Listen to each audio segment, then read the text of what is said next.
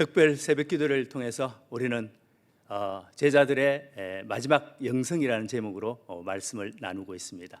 지난 주일 저녁에는 베드로의 마지막 영성을 살펴보았습니다. 베드로는 누구보다도 더 열정적이었고 더 열심히로 살았기에 그는 늘 자신의 의에 사로잡혀 있었습니다. 그래서 그는 자격을 이야기하고 공로를 이야기했습니다. 하지만 그 베드로의 실패와 실수의 현장에는 하나님께서 꼭 만나 주셨고 또 그를 더 낮은 자로 겸손한 자로 만들어 가셔서 사명을 사명자로 세워가는 모습을 보았습니다. 그리고 그가 성령을 받고는 완전히 달라진 모습으로 그는 담대하게 하나님의 말씀을 전하게 됩니다.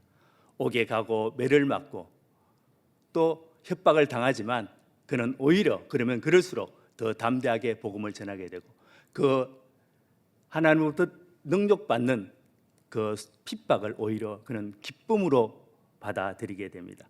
그리고 그는 거꾸로 십자가에 못 박혀 죽는 겸손한 순교자로 마지막을 맞이했습니다. 그리고 어제 살펴본 요한은 예수님의 부탁으로 예수님의 어머니 마리아를 모심으로 예수님의 어머니 마리아의 성품을 닮아가게 되고 또 하나님의 그 깊은 사랑을 경험하고 또 그 하나님의 사랑을 그는 하나하나 요한복음을 기록하면서 정말 그 하나님의 사랑의 깊이를 경험해 보면서 그는 사랑의 사도로 변해 갔습니다. 그는 94세에 장수하셨지만 그는 결코 이 땅을 사는 인생이 아니었습니다. 주님 오시기를 고대하며 주 예수여 어서 오시옵소서 마라나타 영성으로 그는 하늘을 소망하며 살았습니다. 그는 요한복음, 요한 1서, 2서, 3서와 또 요한계시록을 기록하며 마지막 사명을 감당하셨습니다. 그리고 오늘은 야고보에 대해서 살펴보겠습니다. 야고보는 사도 요한의 친형제입니다. 누가 형인지 정확하게 성경에서는 말해주고 있지는 않습니다.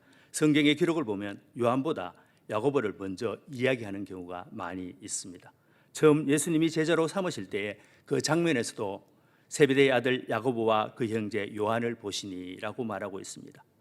이것을 봐서도 야고보가 형이었을 가능성이 큽니다. 그리고 야고보는 세베대의 아들로서 부유한 어부였던 것 같습니다. 베드로와 안드레를 부르는 장면에서는 곧 그들이 그물을 버려두고 따르니라 라고 말했지만 야고보와 요한은 그 아버지 세베대를 품꾼들과 함께 배에 버려두고 라고 말씀하고 있습니다.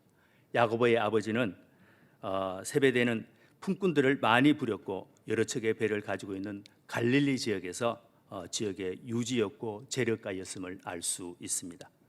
야고보는 장남으로서 아버지로부터 기업과 또 부와 명예도 이어받아야 하는 상속자였습니다. 우리는 부자 청년의 말씀에도 알 수 있듯이 재산을 다 버리고 예수님을 따른다는 것은 부자가 낙타기로 들어가는 것보다 어렵다는 그 하나님의 말씀과 같이 부자가 예수님을 따른다는 건 굉장히 어려운 현실이었습니다. 그런데도 야고보는 자신에게 예비된 부와 명예를 다 버리고 예수님을 따를 정도로 그는 대단한 열심이었습니다.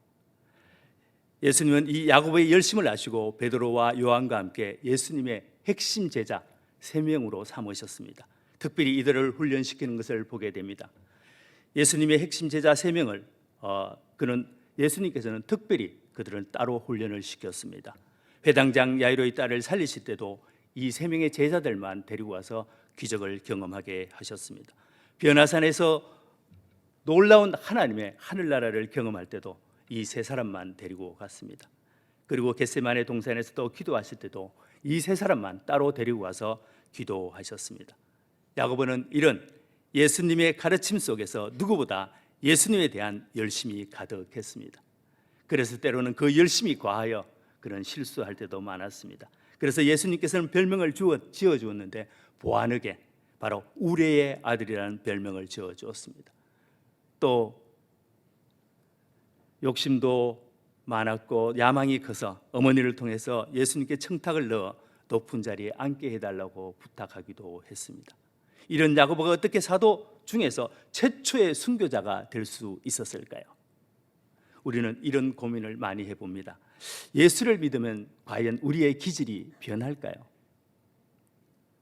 그것은 상황에 따라 다릅니다. 요한은 그의 기질이 완전히 변했습니다. 온유하고 사랑의 사도로 하나님께서 변화시켰습니다. 하지만 야고보는 기질 그대로 하나님께서 사용하셨습니다. 야고보의 우레와 같은 성격, 우레와 같은 그 열심을 주님은 사용하셨습니다. 그는 세상의 영광과 욕심에 끌려다니는 열심이었습니다. 예수님의 부활을 경험하고 성령을 받고는 그의 열심이 하나님의 나라를 위한 열심으로 바뀌게 된 것입니다. 전성을 보면 야고보는 그 당시 땅끝이라고 생각했던 스페인까지 가서 복음을 전하게 됩니다.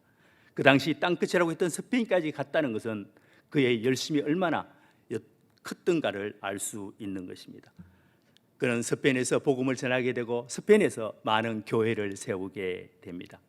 그래서 나중에 야고보 유해를 스페인 서북부 지역의 산티아고에 이장하여 거기에 묘지를 삼게 됩니다. 그 묘지 위에 150년에 걸쳐서 큰 성당을 짓게 됩니다. 참고로 산티아고의 그 지명은 티아고는 야고보의 스페인식 이름이 티아고입니다. 그리고 그 지역 이름이 산입니다. 그래서 그 지역을 산티아고라고 부릅니다. 이처럼 야고보는 스페인에서 최초의 선교사로 야고보의 명성이, 야고보의 열정이 대단했습니다. 여러분 TV 프로그램 중에 스페인 하숙이라고 혹시 보셨습니까? 차성원이 요리사로 나오는 스페인 하숙이라는 프로그램이 있었습니다. 이곳이 바로 산티아고의 순례길 중에 한 곳이었습니다. 야고보의 무덤과 선교 유적지를 탐방하는 길이 바로 산티아고의 순례길입니다. 이 산티아고 순례길은 세계적으로 유명한 곳입니다. 스페인까지 전도하고 예루살렘으로 돌아와 그의 성격에 맞게 그는 또 주도적으로 리더 역할을 했습니다. 그의 하나님 나라에 대한 열정은 유대인들에게 눈의 가시와 같았고, 당시 갈릴리 지역을 다스리는 헤롯 아그리파 1세는 유대인들에게 환심을 사기 위해서 야고보를 잡아 칼로 순교시켰습니다. 사도 중 최초의 순교자가 된 것입니다. 그가 사도 중 최초의 순교자가 되었다는 것은 그가 얼마나 복음의 사역을 위해서 열정적으로 들여졌던 것을 알 수 있는 것입니다. 3세기 교부인 클레멘스는 야고보의 순교 장면을 이렇게 기록했습니다. 사형장으로 끌려가는 야고보 사도에게 그를 고발한 자가 쫓아가면서 용서를 빌었다고 합니다. 죽음 앞에서 너무나도 담대하고 순결하고 신실한 야고보의 모습을 보면서 감동을 받은 그는 야고보가 믿는 예수님이 진짜 하나님임을 깨닫게 된 것입니다. 야고보는 그 고발자를 끌어안고 평화가 너와 함께하기를 원한다고 축복 기도해주고 그는 순교의 칼을 담대하게 맞이했습니다. 야고보는 욕심으로 예수님의 영광 중에 좌편 우편에 앉게 해달라고 구했습니다. 그때 예수님께서 하신 말씀이 있습니다. 마가복음 10장 말씀입니다. 함께 읽겠습니다. 여짜오되 주의 영광 중에 우리를 하나는 주의 우편에 하나는 하나는 좌편에 앉게 하여 주옵소서. 예수께서 이르시되 너희는 너희가 구하는 것을 알지 못하는도다. 내가 마시는 잔을 너희가 마실 수 있으며 내가 받는 세례를 너희가 받을 수 있느냐. 그들이 말하되 할 수 있나이다. 예수께서 이르시되 너희는 내가 마시는 잔을 마시며 내가 받는 세례를 받으려니와. 아멘. 이 영광이 무엇인지를 야고보는 몰랐습니다. 그냥 그는 욕심으로 구했던 것입니다. 하나님은 그 욕심을 복음의 열정으로 바꾸어서 하나님의 영광을 위해 사용하는 하나님의 신실한 제자로 만들었던 것입니다. 영광스러운 순교의 길을 가게 했습니다. 여러분, 어떠한 기질과 성격을 가지고 계십니까? 그 기질과 성격에 사명을 채우시기 바랍니다. 야고보의 그 우레와 같은 열심을 복음을 위한 열정으로 바꾸어 주신 하나님께서 우리를 부르시고 계십니다. 혹시 부족한 성격, 욕심 많은 기질이십니까? 괜찮습니다. 주님은 나의 못난 이 성격과 기질을 오히려 선으로 만들어 가실 것입니다. 하나님께서 기뻐하시는 곳에 하나님의 영광을 위해 사용되기를 소망하며 기도하신다면 우리의 부족한 부분, 욕심 많은 기질을 하나님께서는 사용하셔서 하나님의 영광을 위해 사용하실 것입니다. 하나님께서 분명히 합력하여 선을 이루시는 그 선함으로 우리를 선하게 사용하실 것입니다.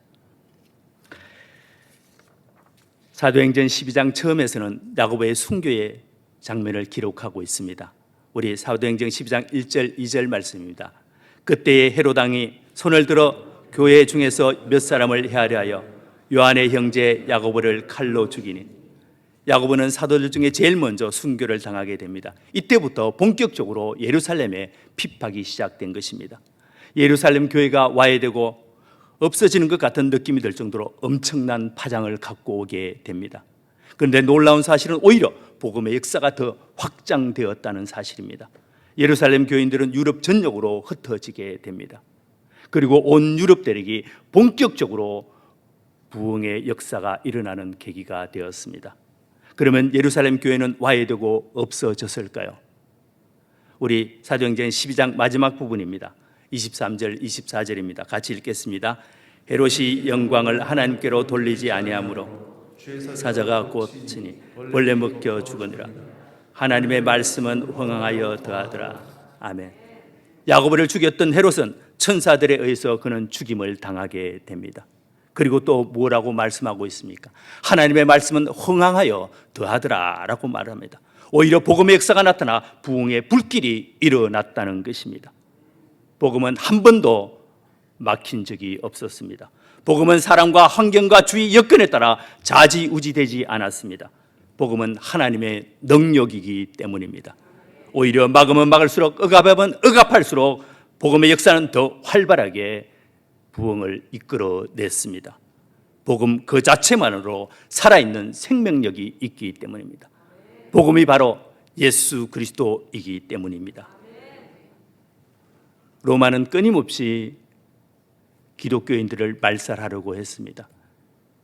십자가에 못 박혀 죽이고 또 불에 태워 죽이고 사자의 밥이 되게 하고 또 칼로 죽이고 또 심지어는 톱으로 켜서 죽였습니다.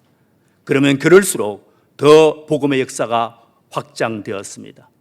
결국에는 로마가 기독교 국가가 되는 놀라운 복음의 역사를 우리는 많이 보았습니다.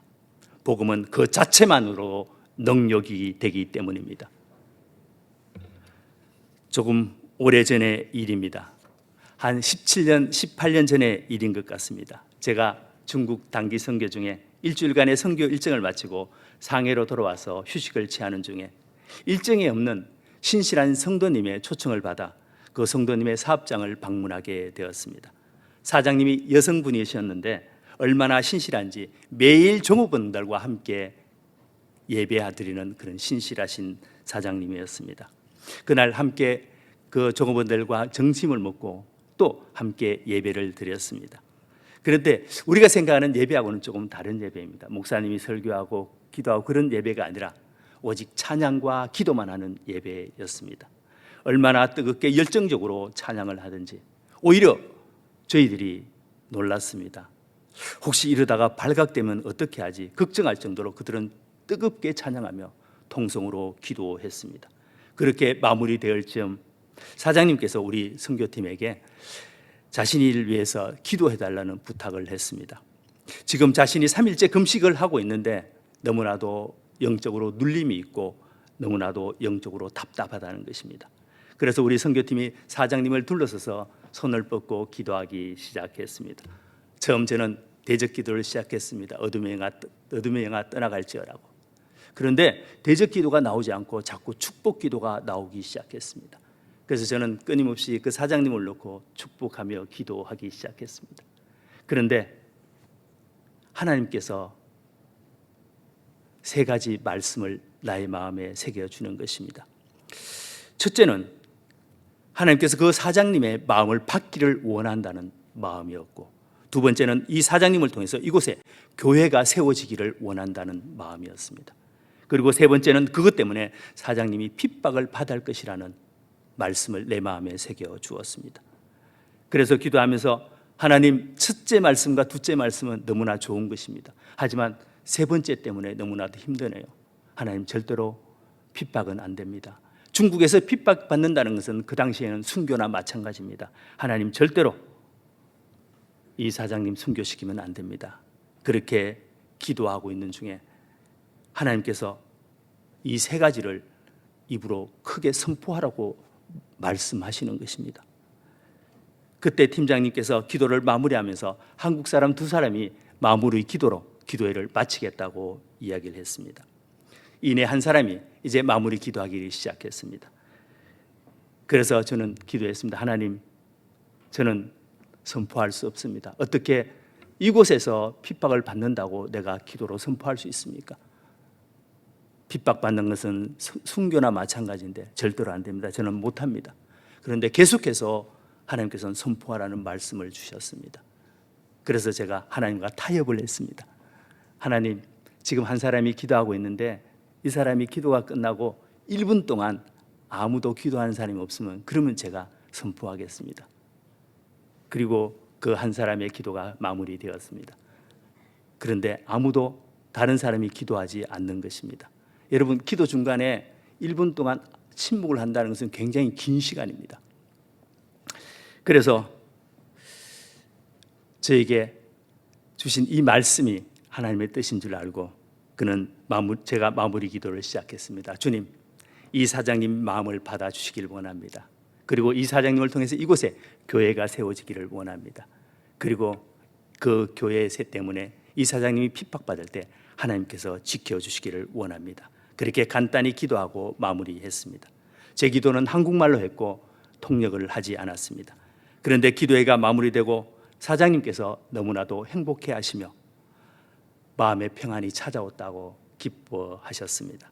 그리고 저희는 한국으로 돌아왔습니다. 그리고 2주가 지난 뒤에 우리 전국 선교팀이 모여서 평가회를 하면서 기도회를 시작을 했습니다. 기도회를 한참 진행하는 중에 팀장님께서 기도회를 멈추는 것입니다. 그리고 이렇게 이야기합니다. 갑자기 중국에 전화해보고 싶다는 마음이 들었다는 것입니다. 저는 이해하지 못했습니다. 중국에 전화하려면 기도회 하기 전에 전화하든지 기도회가 끝나고 난 다음에 전화하는 것이 상식이지 않습니까? 그런데 기도회 중간에 기도회를 끊고 중국에 전화하고 싶다고 전화를 했습니다. 그런데 전화를 받은 사람은 우리 선교팀을 통역했던 중국 학생이었습니다. 학생과 통화하는데 그 학생이 북경에 사는데 북경에서 지금 상해로 내려가고 있다는 것입니다. 왜 내려가느냐? 그 이유인즉슨 상해에서 함께 기도했던 그 사장님께서 자기가 그곳에서 교회를 세우고 싶은데 자기가 어떻게 해야 될지 모르겠으니까 와서 도와달라고 해서 지금 내려가고 있다고 이야기를 했습니다. 그 전화를 받고 저희들은 다시 기도 제목을 완전히 바꾸었습니다. 그 사장님이 교회를 잘 세워갈 수 있도록 우리 합심으로 기도하기 시작했습니다. 그런데 내 마음은 너무나도 아팠습니다. 제가 선포했던 기도 제목 첫 번째와 두 번째는 이미 응답된 거랑 마찬가지였습니다. 하나님께서 그 사장님의 마음을 받으셨고 그 사장님을 통해서 그 땅에 이제 교회가 세워지게 된 것이기 때문입니다. 그런데 세 번째 기도가 문제였습니다. 하나님, 그것 때문에 사장님이 핍박을 받을 것인데 어떻게 합니까? 하나님, 안 됩니다. 하나님, 지켜주셔야 합니다. 절대로 핍박이 없는 평안하게 교회가 세워질 수 있도록 하나님께서 은혜 베풀어 주옵소서. 그렇게 간절함으로 부르짖고 기도하는 중에 하나님의 마음이 부어지기 시작했습니다. 말씀으로 하나님께서 주신 것이 아니라 그냥 마음으로 느껴지며 하나님의 마음이 부어지기 시작하는데 순교가 얼마나 아름다운 것이고 순교가 얼마나 영광스러운 것이고 순교가 얼마나 하나님께서 기뻐하시는 것인가를 하나님께서 마음으로 부어지기 시작했습니다. 이것은 말로 설명할 수 없는 그 박천, 그 하나님의 마음이 하나님의 임재와 하나님의 벅찬 감동과 하나님께서 주시는 그 순교의 아름다움을 나에게 부어주기 시작했습니다. 그래서 생각하기를 스데반이 돌에 맞아 죽어가면서도 저들에게 하나님께서 저들에게 죄를 묻지 말고 용서해달라고 했던 그 기도가 생각났습니다. 그 스데반의 마음을 알아가게 되었습니다. 그때 제 기도가 달라졌습니다. 주님, 사장님 순교시켜 주시기를 원합니다. 사장님 순교를 통해서 그곳에 하나님의 나라가 확장되기를 원합니다. 사장님의 순교를 통해서 중국 땅에 그리스도의 계절이 오기를 원합니다. 저의 기도가 바뀌었습니다. 그리고 또 제가 했던 기도가 있습니다. 제가 어떤 기도를 했을 것 같습니까? 여러분이라면 그 상황에서 어떤 기도를 하시겠습니까? 주님, 저도 순교하기를 원합니다. 저도 순교시켜 주십시오. 이것이 제 기도였습니다. 그리고 또 한 가지 기도한 것이 있습니다. 주님, 우리 아들도 순교시켜 주십시오. 이것이 저의 기도였습니다. 여러분, 이 땅에서 가장 영광스러운 삶이 무엇일까요? 여러분, 이 땅의 마지막을 어떻게 맞이하시겠습니까? 이번 고난 주간을 지나면서 스스로 나의 인생의 해답을 찾으시기를 축원드리겠습니다. 저는 이번 고난 주간 특별 새벽 기도를 준비하면서 마음이 많이 아팠습니다. 나에게 열정이 식어가고 있다는 느낌이 들었기 때문입니다. 주님이 나를 위해 생명을 주셨듯이 나도 주님을 위해 내 생명을 드리겠다고 고백했던 주님, 내 심장을 하나 앞에 드리겠습니다. 나를 사용하여 주옵소서. 그 했던 고백, 그 열정, 그것이 어느덧 추억이 되어 있다는 것이었습니다. 여러분, 추억은 절대로 능력이 되지 못합니다. 오늘의 영성이 능력이 됩니다. 주님, 내 영혼을 깨워 주옵소서. 우리 찬양하고 뜨겁게 기도하는 시간 갖도록 하겠습니다.